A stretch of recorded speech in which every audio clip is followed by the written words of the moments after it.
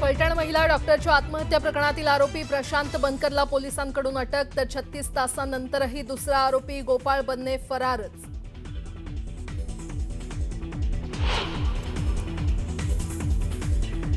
सर्व शासकीय कामात अभिजित निंबाळकर आणि आमदार सचिन कांबळेंचा हस्तक्षेप. महिला डॉक्टरच्या आत्महत्या प्रकरणावरून अंबादास दानवेंचा गंभीर आरोप, तर आरोपींवर कठोर कारवाईची रणजित सिंह नाईक निंबाळकरांची मागणी. उपमुख्यमंत्री एकनाथ शिंदे पंतप्रधान मोदींच्या भेटीला. दिल्लीत एकनाथ शिंदेंच्या काही महत्त्वाच्या बैठका. शिंदेंच्या अचानक दिल्ली दौऱ्यानं चर्चांना उधाण.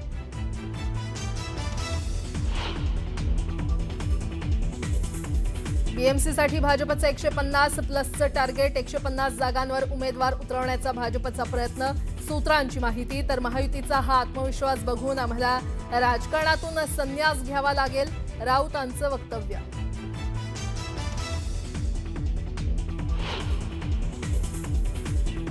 आपल्याला माहिती आहे भंडारा शहरामध्ये अनेक विकास कामं झाले, पण त्या विकास कामामध्ये 25 आणि 30% कट झाल्याशिवाय एकही काम झालं नाही.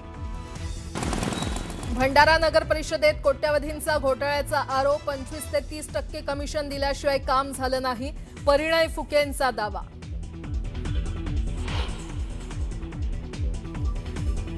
मुरलीधर मोहोळांनी घेतली मुख्यमंत्री फडणवीसांची भेट. दोघांमध्ये तब्बल 40 मिनिटे चर्चा, तर सगळे बिल्डर मुरलीधर मोहोळांचे हस्तक. त्या व्यवहारावर मुख्यमंत्री फडणवीस अंकुश ठेवतील, धंगेकरांना विश्वास.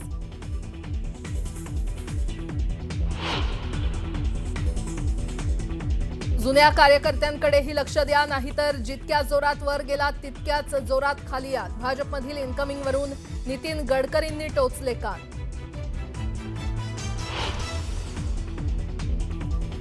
नांदेडच्या तरुणाला कर्नाटकच्या बिदरमध्ये जबर मारहाण. प्रेम प्रकरणातून तरुणाला बेदम मारहाण झाल्याची माहिती.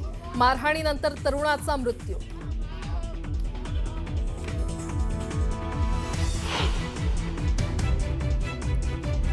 दोन वर्षाच्या चिमुकलीवर हत्येच्या प्रयत्नाचा गुन्हा. कल्याण पोलिसांच्या अजब कारभारावर संताप. तक्रारदाराच्या माहितीनुसार गुन्हा. चौकशी सुरू असल्याचं पोलिसांचं धक्कादायक उत्तर.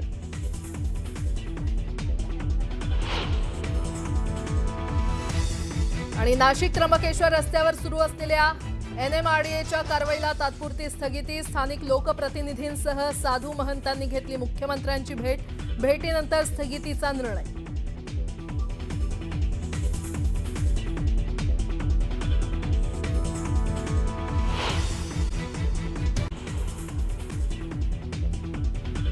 फलटण महिला डॉक्टरच्या आत्महत्या प्रकरणातील आरोपी प्रशांत बनकरला पोलिसांकडून अटक, तर 36 तासानंतरही दुसरा आरोपी गोपाळ बन्ने फरारच.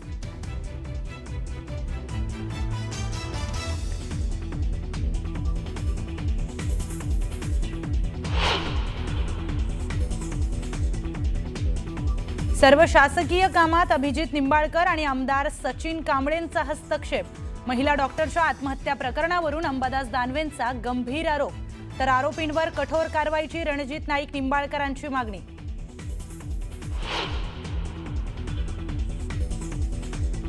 आत्महत्या केलेल्या महिला डॉक्टरवर मूळ गावी शोकाकुल वातावरणात अंत्यसंस्कार.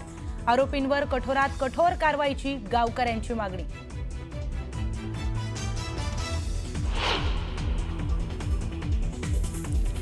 मुरलीधर मोहोळांनी घेतली मुख्यमंत्री फडणवीसांची भेट. दोघांमध्ये तब्बल 40 मिनिटे चर्चा, तर सगळे बिल्डर मुरलीधर मोहोळांचे हस्तक. त्या व्यवहारांवर मुख्यमंत्री फडणवीस अंकुश ठेवतील, धंगेकरांचा विश्वास.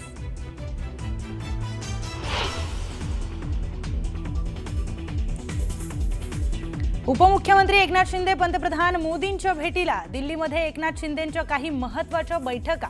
शिंदेंच्या अचानक दिल्ली दौऱ्यानं चर्चांना उधाण.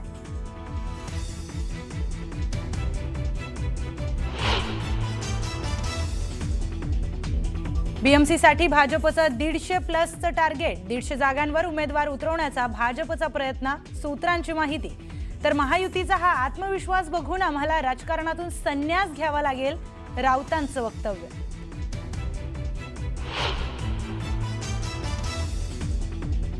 जुन्या कार्यकर्त्यांकडेही लक्ष द्या, नाहीतर जितक्या जोरात वर गेलात तितक्याच जोरात खाली याल. भाजपमधील इन्कमिंगवरून नितीन गडकरींनी टोचले कान.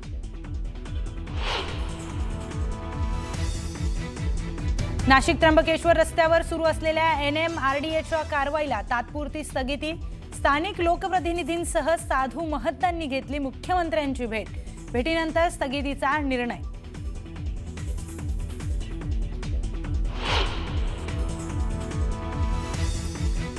दोन वर्षाच्या चिमुकलीवर हत्येच्या प्रयत्नाचा गुन्हा.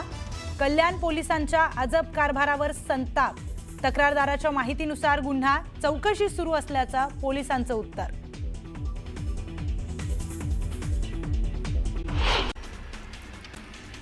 दिवाळीच्या सुट्टीनिमित्त प्रवाशांच्या सुखकर सेवेकरता रायगड एसटी महामंडळानं 50 जादा गाड्यांचं नियोजन केलेलं आहे. या जादा गाड्यांचा जवळपास 20,880 किलोमीटर प्रवास होणार आहे. बेस्टच्या ताफ्यामध्ये सध्या 1745 इलेक्ट्रिक एसी बसेस आहेत. या बसेस शहर आणि उपनगरातील 237 मार्गांवर धावत आहेत. त्यात 150 नव्या एसी बसेसची भर पडणार असल्यानं एकूण एसी बसेसची संख्या 1895 होणार आहे. त्यामुळे मोठ्या प्रमाणावर मार्गावर एसी गाड्यांच्या फेऱ्या सुरू करता येणार आहेत. एसटीनं राज्यातील ई बस प्रवाशांकरता मासिक आणि त्रैमासिक पास सवलत योजना लागू केली आहे. मुंबईसह ठाणे अलिबाग या मार्गावर प्रवाशांचा त्याला चांगला प्रतिसाद मिळतोय. 60 दिवसांचं भाडं भरल्यानंतर आता 90 दिवस प्रवास करता येणार आहे. प्रवाशांच्या सोयीकरता दिवाळी तसंच छठ उत्सवाच्या काळात वाढत्या गर्दीचा विचार करून मध्य रेल्वेनं छत्रपती शिवाजी महाराज टर्मिनस आणि नागपूर दरम्यान अतिरिक्त वातानुकूलित सुपरफास्ट विशेष गाडी चालवण्याचा निर्णय घेतलाय. ही गाडी सणासुदीच्या काळात प्रवाशांना प्रवासाची अधिक सोयी उपलब्ध करून देईल आणि गर्दी व्यवस्थापनाला मदत करेल.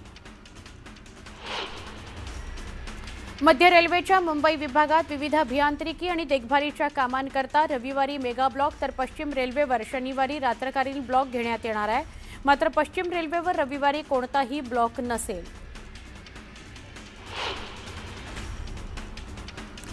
मुंबई मेट्रो रेल कॉर्पोरेशननं आता प्रवाशांचा प्रवास आणखी सहज आणि वेगवान करण्याकरता स्मार्ट करण्याकरता मोठं पाऊल उचललंय. ॲक्वा लाईनवर प्रवाशांकरता व्हॉट्सॲपद्वारे तिकीट बुकिंग करता येणार आहे. आता फक्त मोबाईलवर हाय म्हणा आणि काही सेकंदात तुमचं मेट्रो तिकीट तयार असेल. ॲप आधारित टॅक्सी सेवेत ओला आणि उबरची मक्तेदारी मोडून काढण्याकरता केंद्र सरकारच्या सहकार विभागाच्या पुढाकारानं देशात लवकरच भारत टॅक्सी ही नवीन सेवा सुरू होती आहे. मल्टी स्टेट सहकारी टॅक्सी कॉपरेटिव्ह लिमिटेड अंतर्गत ही सेवा चालवली जाणार आहे. देशातील ही पहिली सहकारी टॅक्सी सेवा असेल. रेशनवर मिळणाऱ्या धान्य पुरवठ्यात शासनानं बदल करण्याचा निर्णय घेतला आहे. गव्हाची सरकारी उपलब्धता घटल्यानं नोव्हेंबरपासून 2 महिन्यांकरता रेशनवर गव्हासोबत ज्वारी दिली जाणार आहे. त्यामुळे लाभार्थ्यांच्या ताटात आता भाकरी वाढली जाणार आहे. हिवाळ्यातील जेवणाची चव त्यामुळे बदलेल. सोन्या चांदीच्या भावात मोठी घसरण होते. गेल्या 2-3 दिवसांमध्ये सोनं 6,000 रुपये, चांदी 9,000 रुपयांनी घसरली आहे. सोन्याच्या भावात काल 1,000ची घसरण झाली 10 ग्रॅमसाठी आणि 1,23,000 रुपये किंमत झाली. तर चांदीला किलोला भाव पडला 1,000 रुपयांनी घसरण होऊन 1,53,000. दिवाळीच्या सुट्टीनंतर मागणीच्या तुलनेमध्ये आवक कमी होत असल्यामुळे भाजीपाला महागला. किरकोळ मार्केटमध्ये वाटाणा 280 रुपये, शेवगा 160 रुपयांवर गेला. पालेभाजीच्या एक जुडीकरता 25 ते 40 रुपये मोजावे लागतात.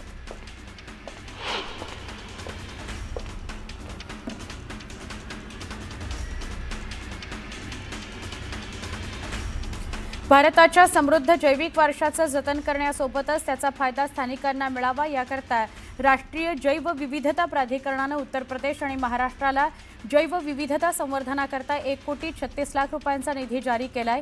91 लाख रुपये महाराष्ट्रातील 2 गावांना मिळणार आहेत. राज्यातील अनेक भागात गुरुवारपासून पुन्हा पावसाला सुरुवात झाली. राज्यातील पुढील 3-4 दिवस अनेक ठिकाणी हलक्या ते मध्यम सरींचा अंदाज आहे. या कालावधीत काही भागात वादळी वाऱ्यासह पावसाची शक्यता आहे. प्रामुख्याने विदर्भ आणि मराठवाडा आणि कोकणात पावसाचा अंदाज आहे. मुंबई मेट्रो रेल्वे प्रकल्पातील बोगदे आणि स्थानकांच्या डिझाईन आणि बांधकामाच्या करारातून निर्माण झालेल्या वादावादी प्रकरणी लवादानं दिलेल्या निर्णयाविरोधात हायकोर्टात धाव घेतलेल्या मुंबई मेट्रो रेल कॉर्पोरेशन लिमिटेडला दिलासा द्यायला न्यायालयानं नकार दिलाय. MMRCL विरुद्ध 250 कोटी रुपयांच्या लवादाच्या निर्णयाला स्थगिती देण्यास नकार देण्यात आलाय. विविध कामांनिमित्त चर खोदल्यानंतर रस्ता पूर्ववत केला जात नसल्याचं महापालिकेच्या निदर्शनास आलं. त्यामुळे चर बुजवून रस्ता पूर्ववत करण्याचं काम स्वतःच करण्याचा निर्णय पालिकेनं घेतला आहे. सध्या ऑक्टोबर हीट सुरू असून पारा वाढलाय. पाऱ्यानं 35ची पार केली आहे. हीटमुळे जीव घामाघूम झालाय. अनेकांनी अडगळीत टाकलेल्या छत्र्या पुन्हा उन्हाच्या बंदोबस्ताकरता बाहेर काढल्या गेल्या आहेत. सध्या दिवाळीनिमित्त शाळा, महाविद्यालयं, विविध कार्यालयांना असलेल्या सुटीचा योग साधून 18 ते 23 ऑक्टोबर दरम्यान 97,821 पर्यटकांनी राणीच्या बागेला भेट दिली. त्यामुळे महापालिकेच्या तिजोरीत 36,97,000 रुपयांहून अधिक महसूल जमा झालेला आहे. मुंबईकरांना मोफत आणि घराजवळ आरोग्य सुविधा उपलब्ध होण्याच्या उद्देशानं सुरू करण्यात आलेल्या आपला दवाखाना योजनेला नागरिकांचा मोठा प्रतिसाद मिळतोय. आतापर्यंत मुंबईतील 250हून अधिक आपला दवाखानामध्ये 75 लाखांपेक्षा जास्त नागरिकांनी उपचार घेतलाय, अशी माहिती महापालिका अधिकाऱ्यांनी दिली आहे. वेगवान विकासाचा दिखावा करणाऱ्या केंद्र सरकारनं महाराष्ट्राशी दुजाभाव कायम ठेवलाय. रेल्वे प्रवास आरामदायी करण्याकरता लांब पल्ल्याच्या गाड्यांचे जुने डबे बदलणं गरजेचं आहे. पण महाराष्ट्रातील तब्बल 17 एक्सप्रेसना अद्याप जुनेच डबे असून त्या गाड्यांचं अद्ययावत LHB कोच जोडण्याच्या मागणीचं पत्र केंद्र सरकारकडे 2 वर्षांपासून धूळ खात पडून आहे. मुंबईत दिवाळीत 3 दिवसांमध्ये तब्बल 187 ठिकाणी आग लागल्याची घटना घडली आहे. 20 ते 22 ऑक्टोबर या कालावधीत मुंबई अग्निशमन दलाकडे त्याबाबत नोंद झाली. या दुर्घटनेमध्ये 8 जणांचा मृत्यू झाला. फटाक्यांमुळे आगीच्या दुर्घटना तुलनेने कमी झाल्याचं बघायला मिळालं. मुंबईत दररोज सरासरी 6,900 मेट्रिक टन कचऱ्याचं संकलन करून त्याची शास्त्रोक्त पद्धतीनं विल्हेवाट लावण्याच्या महापालिकेच्या घनकचरा विभागाकडून तशी योजना आखली जाते. पण 18 ते 21 ऑक्टोबर या दिवाळीच्या कालावधीत अतिरिक्त 3,075 मेट्रिक टन कचऱ्याची भर पडली. प्रतिदिन 7,300 मेट्रिक टन कचरा संकलित करण्यात आला. ऑक्टोबर महिन्यामध्ये मुंबईच्या हवेतील PM 2.5 आणि PM 10 या प्रदूषकांच्या दैनंदिन सरासरी पातळीमध्ये सर्वाधिक वाढ झाली. जानेवारी ते ऑक्टोबर 2025 या कालावधीत यात सर्वाधिक वाढ झाली. ऑक्टोबर महिन्यात ती अधिक वाढली आहे. ऑक्टोबर महिन्यात मुंबईतील 19 ठिकाणांवरील हवा प्रदूषित मापकावर PM 2.5 ची सर्वाधिक नोंद झालेली आहे.